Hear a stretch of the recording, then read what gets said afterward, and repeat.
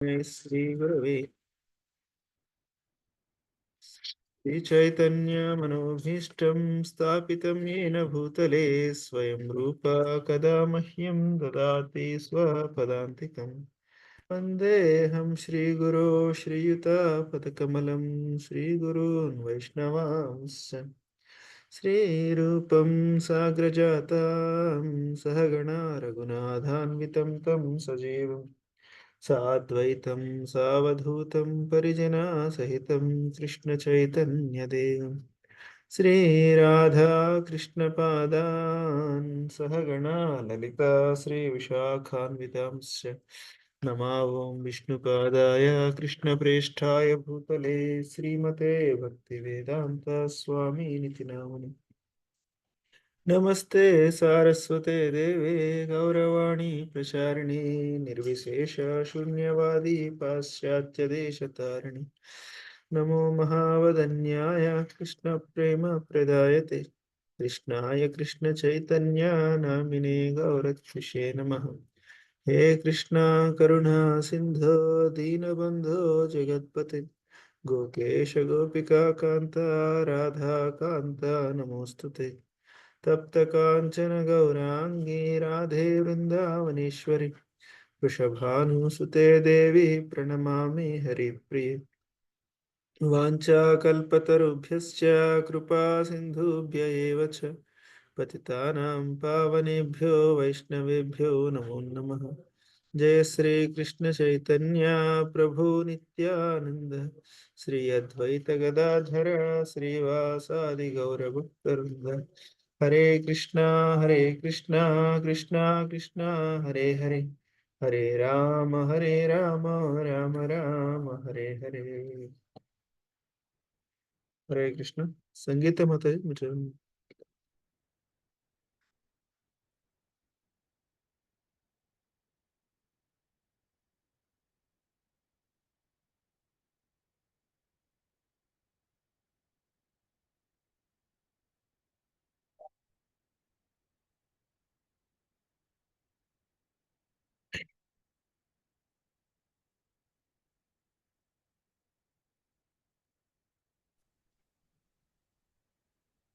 अपरे वसुदेवस्य देवैक्यां याचितोऽभ्यगात् अज्ञस्त्वमस्य क्षैमाय वधाय च सुहृद्विषाम् अपरे కొందరు వసుదేవుడు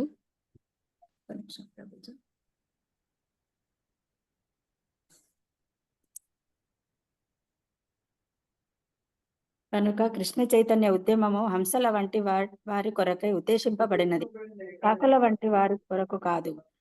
ఏమైనను మనము ఈ కాకులను హంసలుగా మార్చవచ్చును. అదే మా సిద్ధాంతము. ఒకప్పుడు కాకుల వలె ఉన్నవారు ఇప్పుడు హంసల వలె నిర్మల జలాలలో ఈదులాడుతుండిరి. ఇదే కృష్ణ చైతన్యము చేత కలుగు ప్రయోజనము. ఈ భౌతిక ప్రపంచములో హంసలు కూడా కాకులు అవుతుండెను. ఈ భౌతిక ప్రపంచములోని ప్రతి ప్రాణి ఈ భౌతిక దేహములో బంధింపబడి ఒక దేహము తర్వాత మరొక దేహములోను తన ఇంద్రియాలను తృప్తిపరచుటకు ప్రయత్నించును. కానీ ధర్మము తిరిగి ఉద్ధరింపబడినప్పుడు క్రమముగా ఈ కాకులు హంసలుగా మారును. ఉదాహరణకు అనాగరికుడిగా లేక ఒక విద్యాహీనుడిని సరైన శిక్షణతో విద్యావంతునిగా సంస్కారవంతునిగా మార్చవచ్చును. ఈ శిక్షణ మానవ జీవితంలోనే సాధ్యపడును. మేము ఒక కుక్కకు భక్తునిగా మార్చుటకు కావలసిన శిక్షణను ఇవ్వలేకపోవచ్చును. ఏమైనాను అది కూడా సాధ్యపడవచ్చును. అట్లు చేయుటకు నేను అంతటి శక్తిమంతుడను కాకపోవచ్చును. కానీ శ్రీ చైతన్య మహాప్రభువు జూర్భండ్ అడవులలో తిరుగునప్పుడు పులులు, పాములు, జింకలు వంటి జంతువులన్నీ కూడా భక్తులుగా మారెను. ఇది కేవలము శ్రీ చైతన్య మహాప్రభువుకే సాధ్యపడెను. ఎందుకనగా అతడు స్వయం భగవానుడు కనుక అతడు ఏదైనాను చేయగలడు. కానీ అట్టి కార్యమును మేము చేయలేకపోవచ్చును. కానీ మానవ సమాజములో మార్పును తీసుకురాగలము. ఒకరు ఎంతగా పతనము చెందినను అతడు కృష్ణ చైతన్యపు ఆదేశములను పాటించినచో అతడు తన నిజ అతడు తన నిజ స్వరూప స్థితిని తిరిగి పొందగలడు. అట్టి అవగాహనలో తేడాలు ఉండవచ్చును. భగవంతుని అంశయే ప్రతి ఒక్కరి నిజస్థితి. ఈ స్థితియే బ్రహ్మానుభూతి లేక ఆధ్యాత్మికానుభూతిగా పిలువబడును. అట్టి అనుభూతిని తిరిగి సంస్థాపించుట కొరకై శ్రీకృష్ణుడు స్వయముగా ఈ జగత్తుకు దిగి వచ్చును. తన భక్తులైన దేవకి వసుదేవుల ప్రార్థన మేరకు శ్రీకృష్ణుడు ఈ ప్రపంచంలో అవతరించను. వసుదేవస్య దేవైక్యం యాచితో భృగాత్. దేవకి వసుదేవులకు తమ పూర్వజన్మలో సంతానము లేకుండెను. వారు కఠిన తపస్సులను ఆచరించిరి. అప్పుడు శ్రీకృష్ణుడు వారికి ప్రకటమై వారి కోరిక ఏమిటి అని ప్రశ్నించను. అప్పుడు వారు, మాకు మీ వంటి పుత్రుడు కావలెను, అదే మా కోరిక అని తెలిపిరి. కానీ మరొక భగవంతుడు ఉండుట ఎలా సాధ్యము? శ్రీకృష్ణుడే భగవానుడు. భగవానుడు అనగా ఒకడు, అతడు రెండుగా ఉండదు. కనుక దేవకి వసుదేవులకు పుత్రుడగుటకు మరొక భగవానుడు ఎలా ఉండును? కనుక శ్రీకృష్ణుడు, నా వంటి భగవానుడు మరొకడు ఉండుట సాధ్యపడనందున నేనే స్వయంగా మీకు పుత్రుడనగుదును అని పలికెను. కనుక కొందరు దేవకి వసుదేవులు శ్రీకృష్ణుని తమ పుత్రునిగా కోరినందున అతడు అవతరించనని చెబుతుందురు. దేవకి వసుదేవుల వంటి భక్తులను తృప్తిపరచుట కొరకై శ్రీకృష్ణుడు అవతరించును. మరియు అట్లు అవతరించినప్పుడు అతడు అనేక ఇతర లీలలను ప్రదర్శించును. వధాయచ సురిద్విషాం. పదాయ అనగా చంపుటకు, సురస్విదశాం అనగా భక్తుల దేవతల పట్ల ద్వేషమును కలిగి ఉండునట్టు రాక్షసులు అని అర్థము. శ్రీకృష్ణుడు అట్టి రాక్షసులను వధించుటకు అవతరించును. దీనికి హిరణ్యకశిపుడు అనే రాక్షసుడే ఉదాహరణము. ప్రహ్లాద మహారాజు గొప్ప భక్తుడు. అతని తండ్రి అయిన హిరణ్యకశిపుడు ద్వేషముతో తన కుమారుడిని వధించుటకు ప్రయత్నించెను. హరే కృష్ణ మహామంత్రమును జపించుటయే ఆ ప్రహ్లాదుడు చేసిన నేరము. ఇది రాక్షసుల స్వభావము. జీసస్ క్రీస్తును కూడా సురద్వేషులు ఈర్షాద్వేషములతో అతడిని సిలువ వేసిరి. అతడు భగవత్ ప్రచారం చేయుట వారి దృష్టిలో నేరము. దానితో అతనికి చాలా మంది శత్రువులు ఏర్పడిరి. వారు క్రూరముగా అతడిని సిలువ వేసిరి. కనుక శ్రీకృష్ణుడు ఇటువంటి సురద్వేషులను వధించుటకు అవతరించును. ఈర్ష్వాద్వేషములు కల అసురులను వధించుట కొరకు స్వయంగా శ్రీకృష్ణుడే రానవసరము లేదు. అతడు యుద్ధాలు, కరువు కాటకాలు వంటి వాటిని సృష్టించి కూడా లక్షలాది మందిని మట్టు పెట్టగలడు. ఈ మూర్ఖులను వధించుటకై అతడు స్వయంగా రానక్కరలేదు. కేవలమును ప్రకృతిని ఆదేశించి అతడు వారిని వధింపవచ్చును. సృష్టి, స్థితి, ప్రళయ సాధన శక్తి రేఖ. బ్రహ్మ సంహిత 5.44. ప్రకృతి ఎంతో శక్తివంతమైనది. అది సృష్టించగలదు, పరిపాలించగలదు, నాశనము చేయగలదు. సృష్టి అనగా ఉత్పత్తి చేయుట, స్థితి అనగా పాలించుట, ప్రళయము అనగా నాశనము చేయుట. ప్రకృతి ఈ మూడు కార్యములను చేయగలదు. ఈ భౌతిక విశ్వమంతయు ప్రకృతి అనుగ్రహము చేతనే నడుస్తుండెను. ప్రకృతి చేతనే మనము చక్కగా తిని పెరుగుటకు కావలసిన ఆహారమును పండించుకొనుటకు సూర్యరశ్మి, గాలి, వర్షము వంటివి కలుగును. కానీ ప్రకృతి ఎంత శక్తివంతమైనదనగా అది ఏ సమయంలోనైనాను క్షణములో ఒక పెనుగాలి రూపములో అన్నింటినీ నాశనము చేయగలదు. ఈ ప్రకృతి శ్రీకృష్ణుని ఆదేశములను అనుసరించే వర్తించును. కనుక శ్రీకృష్ణుడు రాక్షసులను సంహరింపదలచినచో అతడు ఒక ప్రకృతి తుఫానును ప్రేరేపించి లక్షలాది మందిని సంహరించగలడు. కనుక రాక్షసులను వధించుటకు శ్రీకృష్ణుడే రానవసరము లేదు. కానీ భక్తులైన దేవకి వసుదేవుల ప్రార్థన మేరకు అతడు స్వయముగా అవతరించను. కనుకనే కుంతీదేవి యాచిత అనగా ప్రార్థింపబడి అను పదమును ప్రయోగించను. కనుక అతని అవతారమునకు ముఖ్య కారణము అతని భక్తుల ప్రార్థనలే.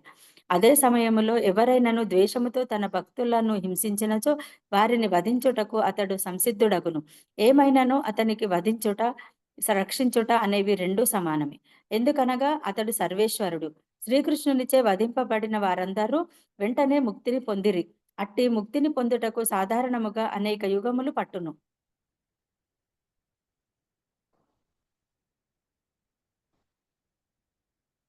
శ్రీకృష్ణుడు అవతరించుటకు గల ఉద్దేశము ఇది, అది అని జనులు చెప్పవచ్చును. నిజమునకు అతడు తన భక్తుల కొరకే అవతరించును.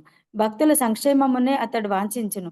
కనుక కుంతీదేవి యొక్క ఈ ఉపదేశముల నుండి మనం ఎల్లప్పుడూ భక్తులమయ్యేందుకు ప్రయత్నించవలెను అని ఎరగవలెను. అప్పుడే సమస్త సద్గుణములు మనలో ఏర్పడును. యస్యాస్తి భక్తిర్భగత వైద్య కించన సర్వైర్గుణస్తత్ర సమాసతే సురః. ఎవరైనను కేవలము శ్రీకృష్ణుని పట్ల గాఢమైన సహజ భక్తిని పెంపొందించుకొనినచో సకల సద్గుణములు అతడిని వరించును.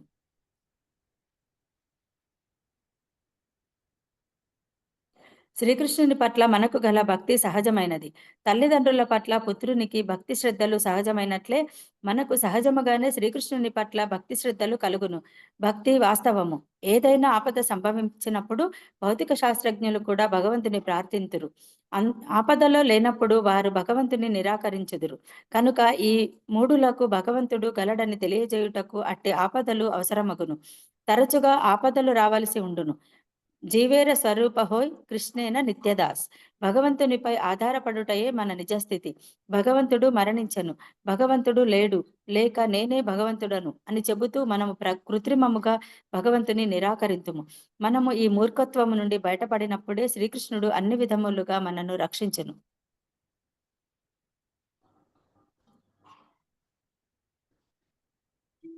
హరే కృష్ణ ప్రభుజీ. హరే కృష్ణ. ధన్యవాదాలు ప్రభుజీ. హరే అవకాశం. హరే హరే కృష్ణ.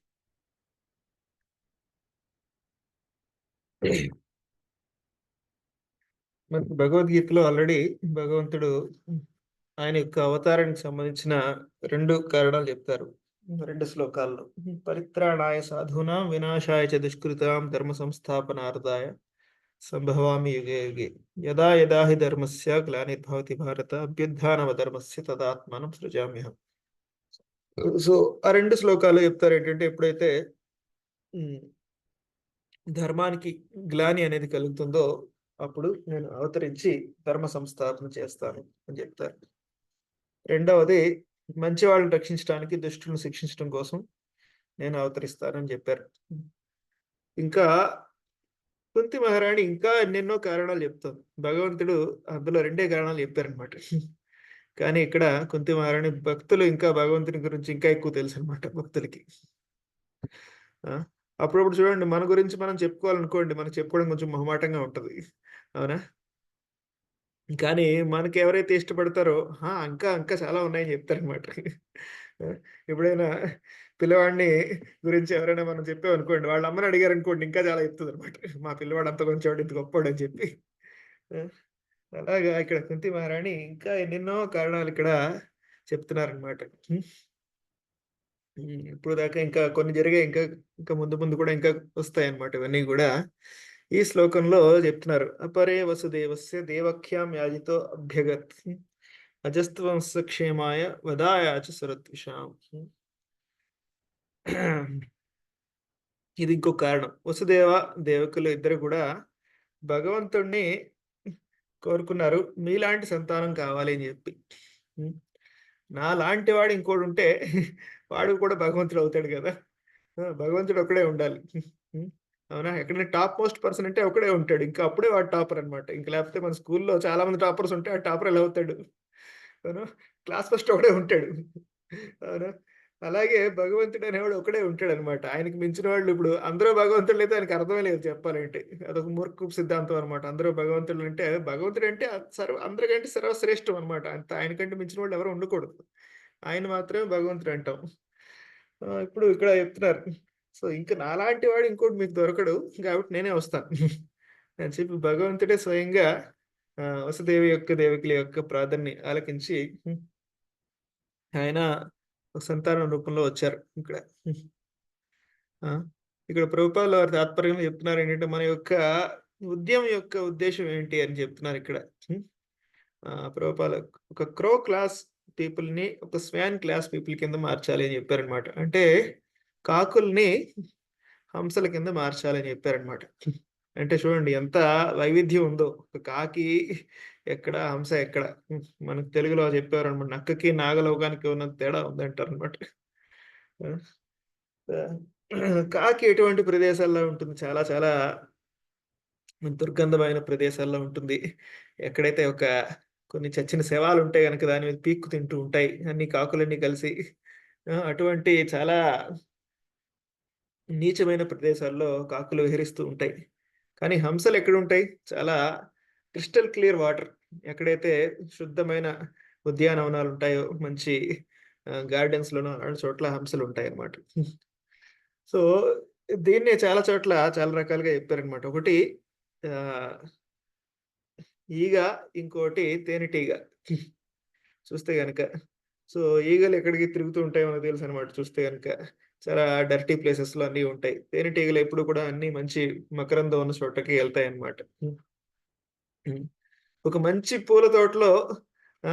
ఎక్కడైతే ఒక చోట ఒక పెంటకుప్ప ఉందనుకోండి, ఒక ఈగ వచ్చి అక్కడికే వాలుతుందట. అంత మంచి పెద్ద గార్డెన్‌లో గూడా చూస్తే గనక.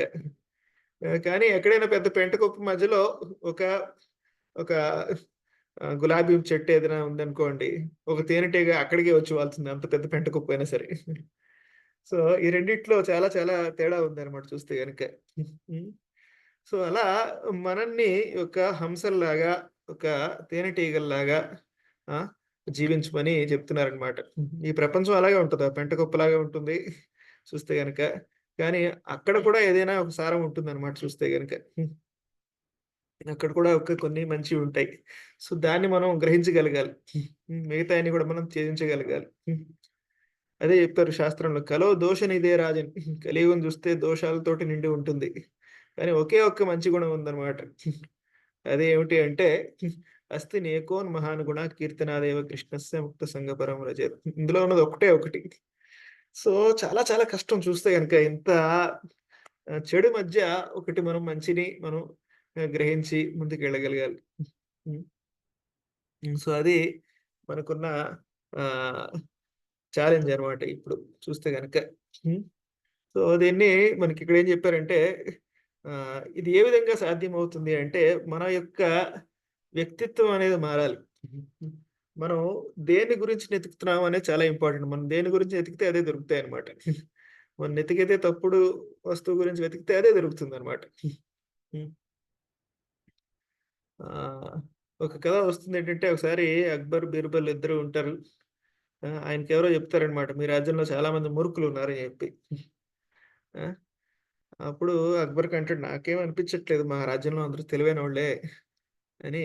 "లేదు లేదు చాలా మందున్నారు. మీరు జస్ట్ అలా ఎతికితే గనక చాలా మంది దొరుకుతారంటాడనమాట. సరే అని చెప్పి ఆయన తర్వాత బీర్బల్‌తో అంటాడు, "ఈరోజు మనం కనీసం ఒక నలుగురైనా మూర్ఖులను పట్టుకోవాలి" అంటాడనమాట. సరే అని చెప్పి వాళ్ళిద్దరూ బయలుదేరుతారు మూర్ఖుల యొక్క వేటలో. వెళ్తే ఆయనకి చాలా సమయం పడుతుంది గానీ, అందరూ తెలివిగానే కనిపిస్తున్నారు. ఎవడు కూడా తెలివి తక్కువగా ఎవడు కనపడట్లేదనమాట. సో, మధ్యాహ్నం అవుతుంది. అప్పటికి ఒకడు కనిపిస్తూ ఉంటాడంటే, ఒక వ్యక్తి గాడిద మీద కూర్చొని చాకలి వాడు వెళ్తున్నాడనమాట. చాకలి మూట ఉంటుంది గదా! బట్టల మూట. వాడు దాన్ని ఆయన తల మీద పెట్టుకొని తీసుకెళ్తున్నాడు. ఆయన గాడిద మీద కూర్చున్నాడు. ఆయన తల మీద పెట్టుకొని తీసుకెళ్తున్నాడనమాట. అప్పుడు అక్బర్ అడిగాడు, "ఎందుకు నాయనా అలా చేస్తున్నావు?" అంటే, ఆల్రెడీ గాడిద నా బరువు మోస్తుంది గదా! ఇంకా దాని మీద ఈ మూట ఏస్తే ఇంకా దానికి బరువు పెరిగిపోతుంది. దానికి కాస్త నేను బరువు తగ్గిద్దాం అనుకుంటున్నాను" అంటాడనమాట. చూడు ఆ పెద్దాయన చెప్పింది కరెక్టే. మన దగ్గర చాలా మంది మూర్ఖులున్నారు. సో, ఒకటి దొరికాడు వాడికి. సో, ఇంకా మనం నలుగురిని పట్టుకోవాలి. మన టార్గెట్ ఏంటి 4 అని చెప్పి ఇంకా ప్రయత్నం చేస్తుంటే ఇంకా సాయంత్రం అయిపోతుంది. చీకటి పడుతుంది గానీ ఎవరు దొరకట్లేదనమాట. అప్పుడు ఆ సమయంలో ఇంకోడు దొరుకుతాడు. సో, ఆయనేదో వెతుకుతున్నాడనమాట చీకట్లో. వెతుకుతూ ఉంటే అడుగుతాడు, "ఏం వెతుకుతున్నావు?" అంటే, "నేనిక్కడ నా యొక్క బంగారు ఉంగరం పోయింది నాది" అంటాడనమాట. "నీకు ఎప్పుడు పోయింది?" అంటే, "పొద్దున్ననగా పోయింది" అంటాడనమాట. మరి పొద్దుననగా పోతే ఇప్పుడెందుకు వెతుకుతున్నావు అంటే, "పొద్దున్నుంచి టైం లేదు. అందుకే ఇప్పుడు వెతుకుతున్నాను" అంటాడు. మరి నీకిక్కడే పోయిందని నీకు ఖచ్చితంగా తెలుసా? అంటే, "లేదు నేను ఈ దారిలోంచి రాలేదు పొద్దున్న. నేను ఇంకో దారిలోంచి వచ్చానంటాడు." మరి ఇంకో దారిలోంచి వస్తే ఇక్కడెందుకు వెతుకుతున్నావు అంటే, "అక్కడ చీకటిగా ఉంది. ఇక్కడ వెలుతురుగా ఉంది కాబట్టి ఇక్కడ వెతుకుతున్నాను" అంటాడు. సో, చూడు మనకి రెండో మూర్ఖుడు కూడా దొరికాడు అని చెప్పి అక్బర్ బీర్బల్‌తో అంటాడు. సరే ఇంకా ఈ రోజుకి ఇంక అయిపోయింది. కానీ మనం మన టార్గెట్ అయితే రీచ్ అవ్వలేదు అంటాడనమాట. బీర్బల్ అంటాడు, "లేదు రాజా మన టార్గెట్ రీచ్ అయిపోయాం" అంటాడనమాట. "అదేంటి?" అంటే, "మన టార్గెట్ నలుగురు కదా!" అంటే, "మనకు దొరికింది ఇద్దరే కదా!" అంటే, అప్పుడు బీర్బల్ అంటాడు, "ఎవడైతే పని, పాటు అన్నీ పక్కన పెట్టి మూర్ఖుల కోసం వేటకెళ్తాడో వాడు కూడా ఒక మూర్ఖుడే" అంటాడనమాట. ఓహోహో! అంటే ఇండైరెక్ట్‌గా నువ్వు చెప్పింది నా గురించనమాట. హ్మ్. మరి నాలుగోవాడు ఎవడంటే ఇంకెవడు వాడితో పాటు తిరిగేవాడు ఇంకోడు. ఆ! అలా నలుగురు మూర్ఖులున్నారని చెప్పాడనమాట. సో, అలా చూస్తే గనుక ఈ ప్రపంచంలో మనం ఏది వెతికితే అదే దొరుకుతుందనమాట. హ్మ్. అది మనం వెతకటంలో ఉంటుందనమాట ఇది చూస్తే గనక. హ్మ్. సో, ఎందుకు మనం అలాంటివి వెతుకుతున్నామంటే మనలో గూడా అటువంటి గుణాలే ఉన్నాయి కాబట్టి అవే వెతుకుతున్నాం చూస్తే గనక. హ్మ్. అందుకే ఇక్కడ మన యొక్క దీక్షా విధానం అని చెప్తారనమాట ప్రభుపాల్ గారు. దీక్షా విధానం అంటే ఏంటంటే, ఒక బెల్ మెటల్‌ని గోల్డ్ కింద మార్చడం. అంటే కంచుని బంగారం కింద మార్చడం అనమాట. ఆ! ఒక కంచు దాని యొక్క విలువనేది ఏమి ఉండదు చూస్తే గనుక పెద్ద మనకి. మన గుండులో పెట్టే గంటలు, మనం వాయించే కర్తాల్సు, అదే బంగారం అనుకోండి. ఆ! అదక్కడ ఉండదనమాట ఇంకా. సో, చూస్తే గనక. సో, దాన్ని దీని కింద మార్చడం అనేది హ్మ్. ఒక దీక్షా విధానం అని చెప్పారనమాట. అంటే మన యొక్క పూర్తి యొక్క ఒక కాకిని హంసలాగా మార్చటం. హ్మ్. ఒక ఈగని తేనెటీగలాగా మార్చటం. హ్మ్. అంటే కేవలం ఒక అది ఏదో మంత్రం వేసి మార్చడం కాదు. వాళ్ళ యొక్క స్వభావం మారాలనమాట. హ్మ్. అదే మనకి ఇక తెలుగులో ఈ యొక్క శ్లోకం ఉంటుంది. కనకపు సింహాసనమున సునకము కూర్చుండబెట్ట శుభలగ్నమునన్ దొనరగ పట్టము గట్టెన వెనుకటి గుణమేళమాను వినరా సుమతి అని చెప్పి. ఒక బంగారు సింహాసనం మీద కూర్చోబెట్టారంట ఎవరిని? ఒక కుక్కని. రాజు కింద చేశారనమాట దాన్ని బేసిక్‌గా. చేస్తే శుభలగ్నముననంటే మంచి ముహూర్తం గూడా చూసి కూర్చోబెట్టారు. హ్మ్. సో, కానీ దాని యొక్క కుక్క బుద్ధి అయితే మాత్రం పోలేదు. దానికి అటువంటి ఉన్నతమైన పదవినిచ్చినా సరే, దాని కుక్క బుద్ధి అనేది పోదు అని జెప్పారనమాట. హ్మ్. అలా తెలుగులో చాలా చాలా ఉన్నాయి మనకు శ్లోకాలు. ఎలుకతోక పట్టి ఏడాది వెతికినా నలుపు నలుపే గాని తెలుపు రాదు. కొయ్య బొమ్మను కొట్టినా, తిట్టినా అది పలుకునా అని జెప్పి చెప్పారనమాట. అంటే చూడండి ఒక మనిషి యొక్క బద్ధావస్థ అనేది ఎంత లోతుగా ఉంటుందో అసల. ఆ బద్ధావస్థ నుంచి బయటికి రావడం అనేది అంత ఈజీ గాదనమాట ఒక మనిషి. హ్మ్. ఇంకా చెప్పారొక హీనుడెన్ని విద్యలు నేర్చిన గాని హీనుడు హీనుడే గాని గనుడు కాదు. పరిమళంబులు మోయు గార్ధవంబు గజమగున విశ్వదాభిరామ. హ్మ్. అంటే ఒక లో క్లాస్ ఫెలో ఎవడైతే ఉంటాడో వాడికి ఎన్ని నేర్పించినా, ఎన్ని నేర్చినా వాడి యొక్క లో క్లాస్ మెంటాలిటీ అనేది మారదు. ఏ విధంగా ఒక గాడిద గంధపు చెక్కలు మోసినంత మాత్రాన ఆ! ఆ గాడిదనేది ఏనుగవ్వదు అని జెప్పారు. సో, ఈ రోజుల్లో విద్యా వ్యవస్థ అనేది అలా ఉందన్నమాట. ఆల్రెడీ జనాలు లో క్లాస్ మెంటాలిటీ. వాళ్ళకి మనం ఇంకా విద్య నేర్పిస్తున్నాం. ఆ విద్యతోటి వాళ్ళు ఇంకా లో క్లాస్‌గా తయారవుతున్నారన్నమాట. ఇంకా హీనుడిగా తయారవుతున్నారు. సో, కానీ ఆధ్యాత్మిక విద్య అనేది ఎలాంటిది కాదనమాట. ఆధ్యాత్మిక విద్య ఒక మనిషిలో పూర్తిగా మార్పుని తీసుకొస్తుంది. ఒక విప్లవాత్మకమైన మార్పు తీసుకొస్తుందనమాట. ఇది ప్రభుపాల్ గారు చెప్తున్నారు. చైతన్య మహాప్రభు ఏ విధంగా జారికండ అనే ఒక అరణ్యంలోకెళ్ళినప్పుడు అన్ని జంతువుల్లో చైతన్యం తీసుకొచ్చారు చైతన్య మహాప్రభు. ఒక ఏనుగులు, పులులు, సింహాలు అవన్నీ కూడా క్రూరత్వాన్ని మర్చిపోయాయి యాక్చువల్లీ చూస్తే గనక. హ్మ్.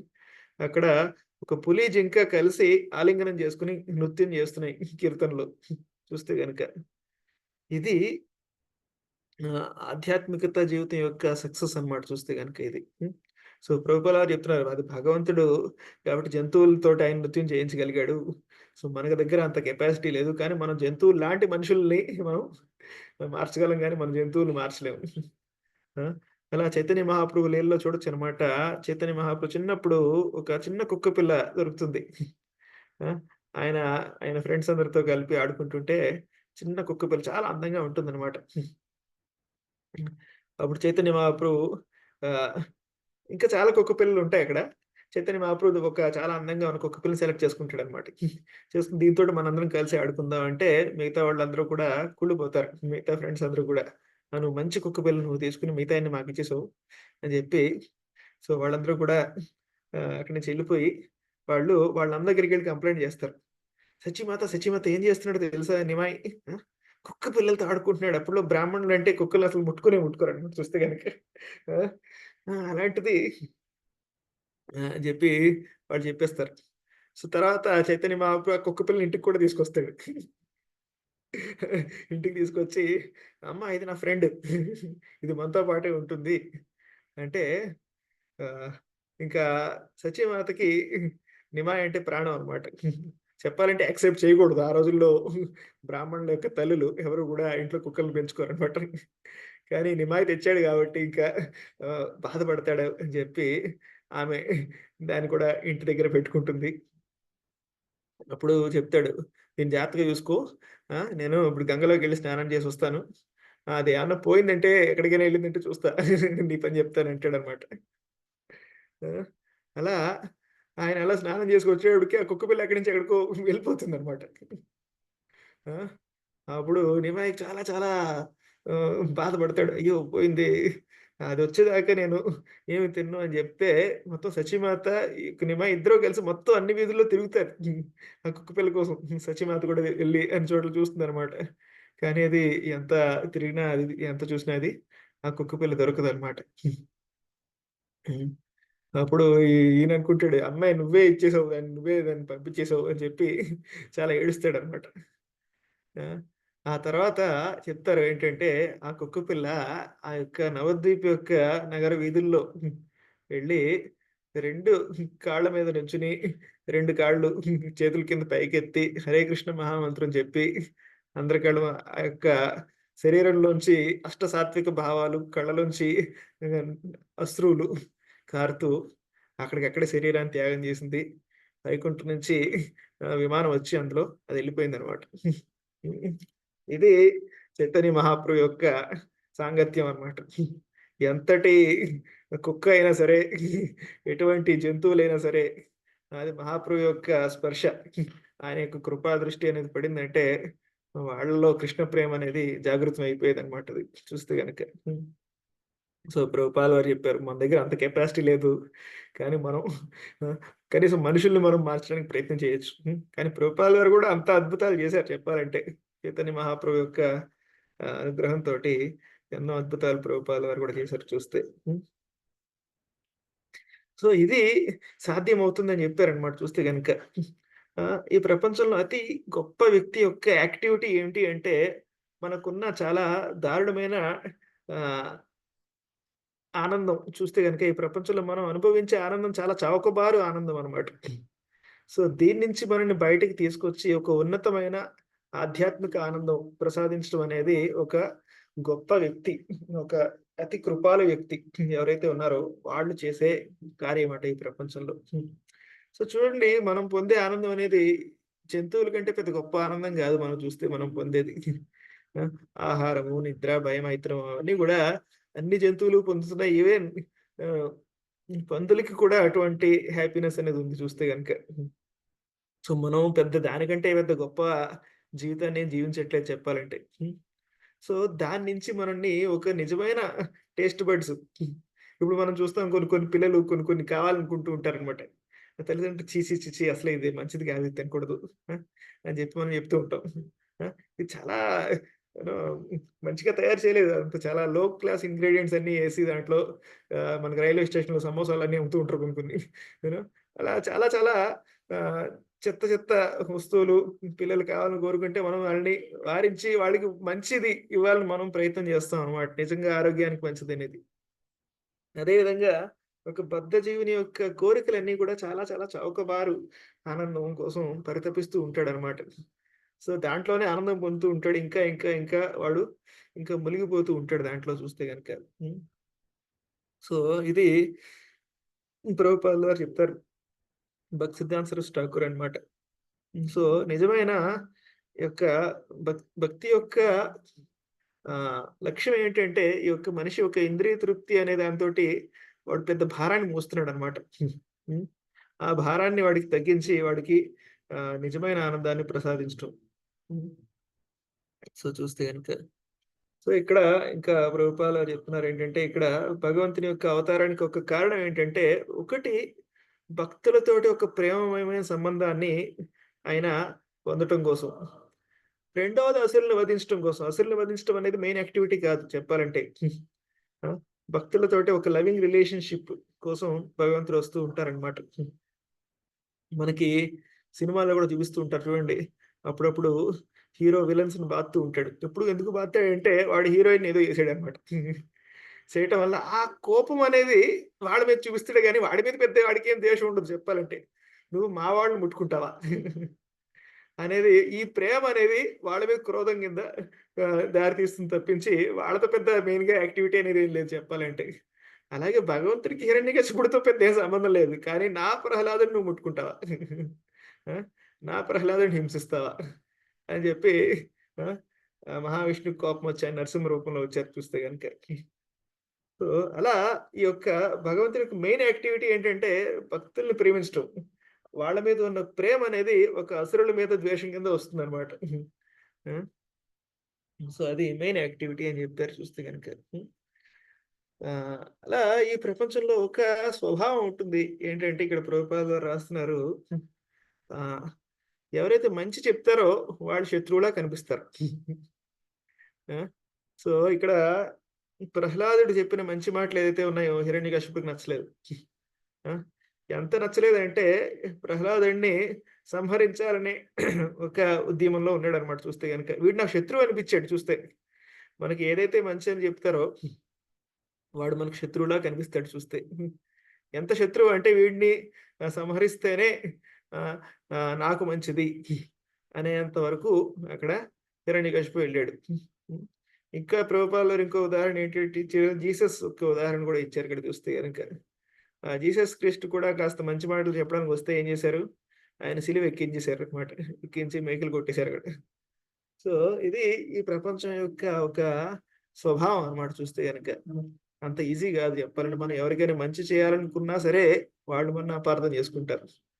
అపార్థం చేసుకోవడం గాదు, వాళ్ళు మనల్ని శత్రువులుగా భావిస్తారు. ఆ! సో, అటువంటి పరిస్థితిలో కూడా మనకి వాళ్ళకి మంచి చేయాలని ఇంకా భావన ఉంటేనే మనం మంచి చేయగలుగుతాం. వాళ్ళు మనల్ని అపార్థం చేసుకున్నా సరే, ఇంకా మనం వాళ్ళకి మంచి చేయాలని కోరికనేది ఇంకా మనలో ఉండాలి. హ్మ్. సో, ఇది అన్నీ చరిత్రలో ఒక రిపీటెడ్ థీమ్ అన్నమాట ఇదంతా గూడా చూస్తే. విభీషణుడు కొన్ని మంచి మాటలు చెప్పాలనుకున్నాడు రావణుడికి. చెప్పాలనుకుంటే రావణుడికి కోపమొచ్చింది. ఆ!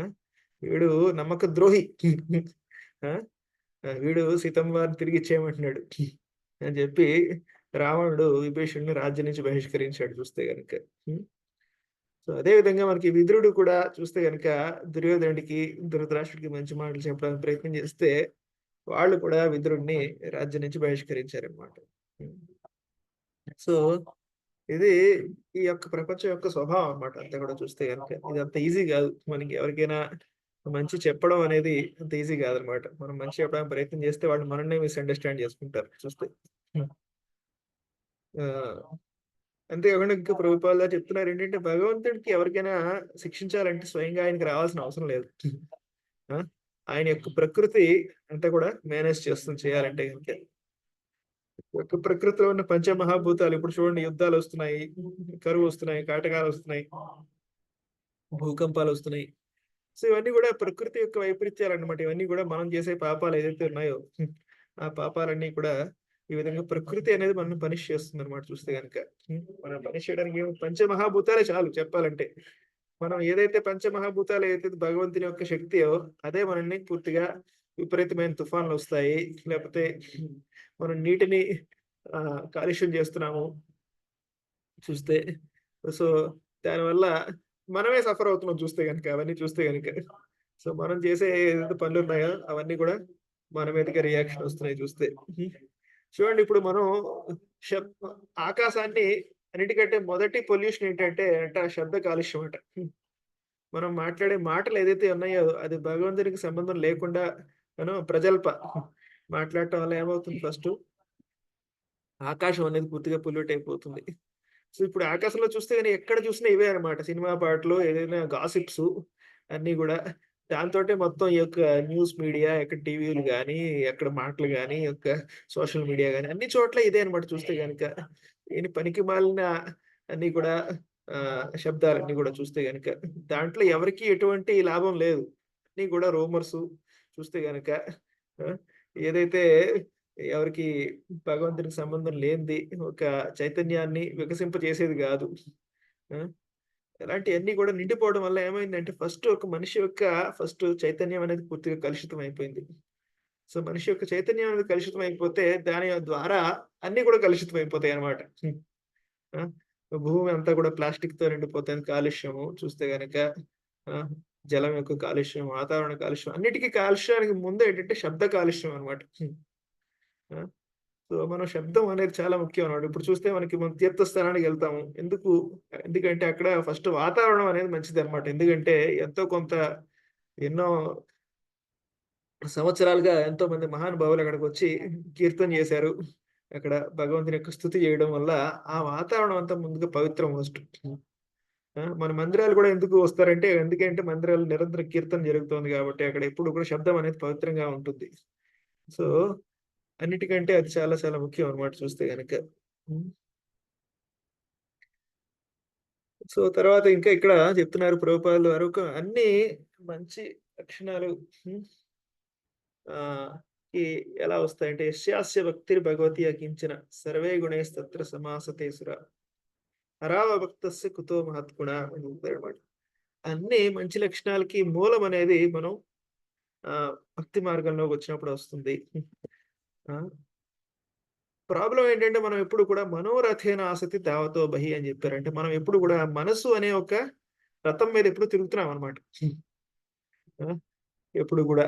సో, ఎప్పుడు కూడా మెంటల్ ప్లాట్‌ఫార్మ్ మీద ఉన్నప్పుడు ఎప్పుడు కూడా ఆ మనిషి ఆహ్, సద్గుణాలనేవి వచ్చే అవకాశం లేదు.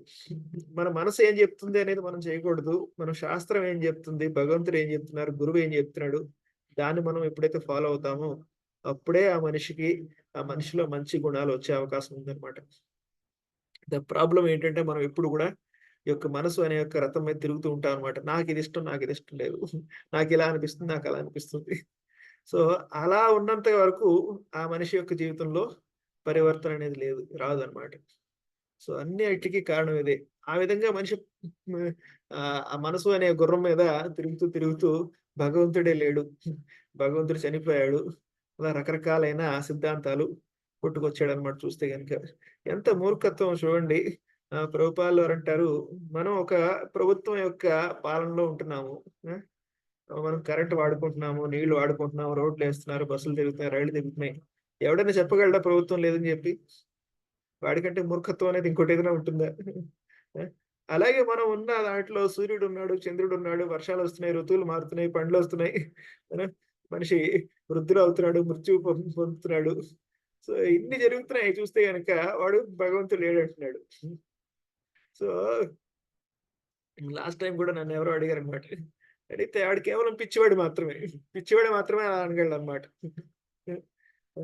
ఆయన అడిగాడు మరి వాళ్ళకెలా అండి అర్థమయ్యేలా చెప్పాలంటే, "నువ్వు పిచ్చివాడికి అర్థమయ్యేలా చెప్పగలుగుతావా ఏదైనా?" పిచ్చివాడికి మనం అర్థమయ్యేలా చెప్పలేము చెప్పాలంటే. వాడికి పిచ్చి తగ్గిన తర్వాతే కొంచెమన్నా వాడికి తెలుస్తుంది. ఇదివరకు నాకు పిచ్చి అని ఇదివరకు ఇప్పటిదాకా నేను పిచ్చివాడిగా ఉన్నాను అని చెప్పి. అలాగే ఇప్పుడు ఎప్పుడైతే వాడికి యొక్క భక్తి మార్గంలో ప్రయాణించి కొంత ముందుకెళ్ళిన తర్వాత మనకనిపిస్తుంది. అరే! ఇప్పటిదాకా మనం ఎటువంటి జీవితాన్ని జీవించాము. ఎంత పిచ్చి జీవితాన్ని జీవించాము. ఆ! ఎటువంటి అస్తవ్యస్తమైన జీవితాన్ని జీవించాము అని అప్పుడు తెలుస్తుంది. అజామినుడికి అప్పుడు తెలిసిందనమాట. ఒక్కసారి యమదూతలు కనిపించిన తర్వాత ఆయనకనిపించింది. అరే! ఈ జీవితం అంతా ఎలా గడిచిపోయింది. ఆ వేశ్య యొక్క సాంగత్యంలో ఇన్ని రోజులు గడిపేసామా? ఆ! ఇంత దారుణమైన జీవితాన్ని గడిపామా? అని జెప్పి ఒక్కసారి ఆయనకి కళ్ళు తెరుచుకున్నా మాత్రమే తెలిసిందనమాట. అప్పటిదాకా ఆయనకి తెలియడం లేదు. సో, అలా ఇక్కడ చెప్తున్నారు. మనం ఏ స్థితిలో ఉన్నా సరే మనం భక్తి మార్గంలో మనం ముందుకు వెళ్తూ ఉండాలి. ఆ! వెళ్తూ ఉంటే అప్పుడు మనలో ఒక ఆధ్యాత్మిక వికాసం అనేది ఎప్పుడైతే కలుగుతుందో అప్పుడు మనలో ఒక మంచి లక్షణాలన్నీ కూడా జాగృతం అవుతాయి. అప్పుడు కనిపిస్తుంది మనం ఇదివరకు కంటే ఇప్పుడు చాలా బెటర్‌గా ఉన్నాం అని మనకు తెలుస్తుందనమాట. అప్పుడు దాకా మనకు తెలీదు. మనం ఇప్పుడు లేకపోతే అనిపిస్తుంది ఇప్పుడు బానే ఉంది కదా! అనిపిస్తుందనమాట. అంతా బానే ఉంది కదా! అనిపిస్తుందనమాట.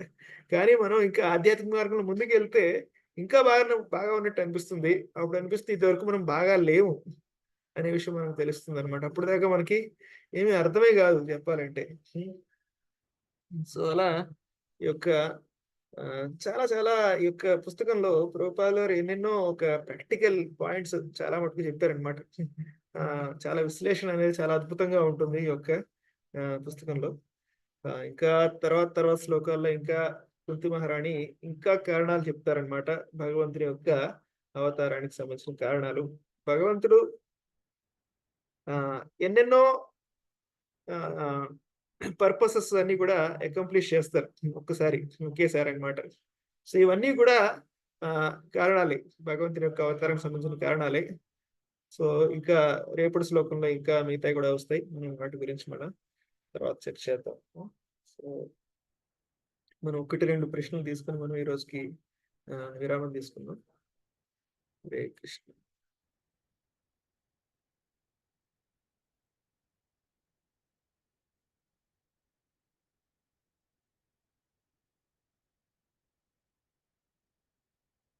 భాస్కరాదేవి మాతాజీ, హరే కృష్ణ. హరే కృష్ణ ప్రభుజీ. హరే కృష్ణ. ప్రభుజీ చాలా బాగుంది ప్రభుజీ క్లాసు. ఒక క్వశ్చన్ ప్రభుజీ ఏంటంటే, మా ఫ్రెండ్ కి మధ్య ఒక 6 months బ్యాక్ కిడ్నీ ఆపరేషన్ అయింది ప్రభుజీ. అయితే మేము జేఈవి వెళ్ళినప్పుడు తను కూడా ఒక మాల తీసుకుని రమ్మని చెప్పింది అనమాట.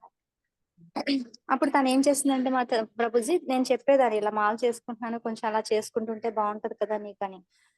ఎందుకు, ఏ దేవుడు ఏం చేస్తారు, కానీ నేను చాలా కష్టాలు పడుతున్నాను అంటే చాలా ప్రాబ్లమ్స్ ఫేస్ చేసింది మా ప్రభుజీ. వాళ్ళ అమ్మాయి కూడా 30 years ఉంటాయి, తన హ్యాండిక్యాప్డ్ అని చెప్పి, ఏ దేవుడు లేడు, కర్మలు అంటారు కానీ ఏం కర్మలు, అలా ఇలా అని చాలా దీనిగా మాట్లాడింది ప్రభుజీ. తర్వాత ఇప్పుడు తన ఆపరేషన్ అయిపోయింది. ఆపరేషన్ అయిపోయిన తర్వాత నాకు అడిగింది అనమాట, మాల జపమాల తెమ్మన్నాను, తెచ్చావాను.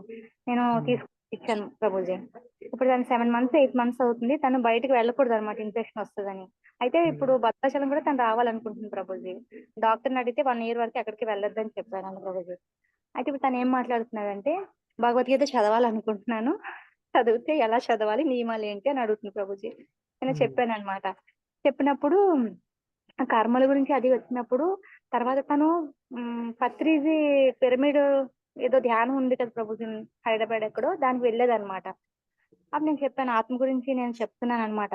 దేహం విడవగానే ఆత్మ ఏం చేస్తుంటే మరో దేహంలోకి ప్రవేశిస్తుంది అని చెప్తే, కాదు 11 రోజులు ఉంటుంది, శ్మశానానికి వెళ్ళి దహనపరిచిన తర్వాత ఆత్మ మళ్ళీ వెనక్కి ఇంటికి తిరిగి వచ్చేస్తుంది. 11 రోజులు ఇంట్లో ఉన్న తర్వాతే అప్పుడు ఆత్మ మళ్ళీ వేరే దేహంలోకి వెళ్తుంది, 11 రోజులు ఇక్కడే ఉంటుందని చెప్పింది. అలా కాదు, నువ్వు 2nd chapter చదివితే నీకు అంత అర్థం అవుతుంది అని చెప్పాను ప్రభుజీ. కాదు, నేను మరణానంతరం ఆత్మ అనే బుక్ చదివాను, అందులో అంత క్లియర్ గా ఉంది, కావాలంటే నువ్వు చదువు అని చెప్పింది ప్రభుజీ. మనం నేర్చుకుంది ఏంటంటే దేహాన్ని విడిచిపెట్టగానే ఆత్మ వేరే దేహంలోకి వెళ్ళిపోతున్నది కదా ప్రభుజీ. అదేంటి ప్రభుజీ, అది మనది కరెక్టా అది అనే డౌట్. అది కూడా కరెక్టే. మనం చేసే కర్మలన్నీ కూడా అందుకే బేసిక్ పెద్ద కర్మ అని ఉంటే చేస్తారు కదా. అదంతా కూడా ఉంది. కొంచెం వెంటనే అది ఇమీడియట్ గా కాదు, కొంచెం డిపెండ్స్. యాక్చువల్లీ ఆత్మ యొక్క అడ్వాన్స్మెంట్ అనేది ఎంతవరకు ఉంది దాని మీద కూడా అది ఆధారపడి ఉంటుంది కొంతవరకు. ఆత్మ యొక్క పురోగతి ఎంతవరకు ఉంది అనేది. లేకపోతే చాలా వరకు ఒక ఆత్మ అనేది అటాచ్మెంట్ ఉంటుంది అనమాట, అటాచ్మెంట్స్ ఉంటాయి. ఇంకా మళ్ళా బతికే అవకాశం ఉందా అని కొన్ని దాంతో ఆత్మ అనేది తిరుగుతూ ఉంటుంది అనమాట. సో మనకి గరుడ పురాణంలో ఇంకా దాని గురించి ఇంకా ఏవో వివరణ ఉన్నాయన్నమాట. దీనికి సంబంధించిన ఇంకా వివరణ, ఏ విధంగా ఏం జరుగుతాయి, చాలా స్టేజెస్ అని కూడా. నేను ఇంకా దాని గురించి ఇంకా అవగాహన పూర్తిగా తీసుకోలేదు, కానీ అది కొంతవరకు కరెక్టే. అది ఒక ప్రశ్న తీసుకుందాం.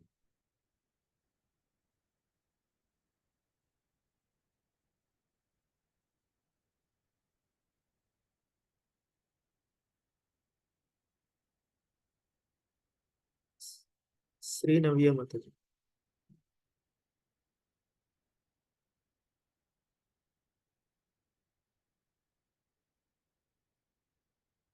హరే కృష్ణ. శ్రీ నవ్య మాతాజీ.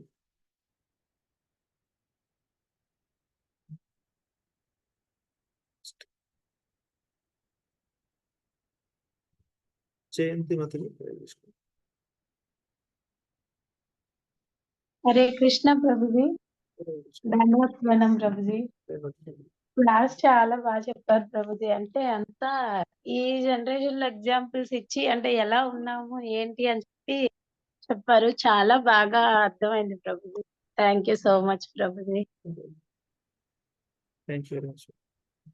హరే కృష్ణ. రేపు కూడా నాదే ఉంది క్లాసు. మీకు ఏమైనా ప్రశ్నలు ఉంటే రేపు కూడా అడగచ్చు. హరే కృష్ణ. ఈ రోజుకి ఇక్కడికి